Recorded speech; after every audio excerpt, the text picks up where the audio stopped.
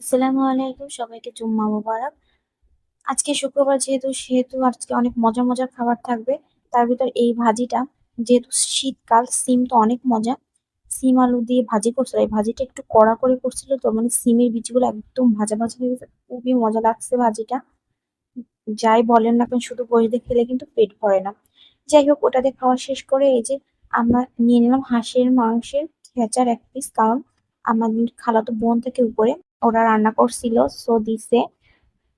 কিন্তু আমার যেহেতু খেঁচার পিস পছন্দ, তাই আমি 1 পিস খেঁচার মাংস নিয়ে নিছিলাম। আমি মুরগি, হাঁস যাই বলে না কেন, এগুলো খেঁচার মাংস খেতে খুবই পছন্দ করি। আর হাঁস তো অনেক মজা, অনেক মজা হয়েছে হাঁসটা। হয়তো বা বড় কোনো হাঁস, হয়তো রাজহাঁসই হবে। আর অনেক সফট হয়েছিল মাংসটা। খুব মজা করে খাইছি হাঁসের মাংস দিয়ে, সাথে একটু সালাদও নিছিলাম। আর এরকম কাটা সালাদ তো সবারই অনেক ভালো লাগে, কুচি কুচি করা।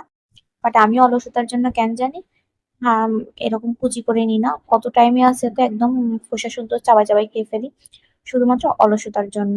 আমার মতো কে কে এরকম অলস আছেন অবশ্যই কমেন্টে জানাবেন। এরপর এই যে নিয়ে নিলাম পোলাও।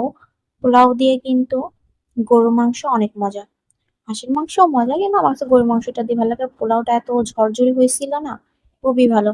আর এই যে আমি বেছে বেছে সব নরম হাড্ডি যেগুলা, সেগুলা নিয়ে এসেছি। এগুলো একদম মানে কচমচে বলি আমি, যেটা হাড্ডি। আর আলু তো মাস্ট থাকবে, আলু না হলে কি আর মজা হয়। এরপরে যে সাথে একটু সালাদও নিয়ে নিছি। নিয়ে এই যে এখন এই হাড্ডিয়ালা পিস, মানে কি বলবো, এগুলো একটু শক্তই হয়, আর কিন্তু গোশটা কিন্তু নরম হয়েছে।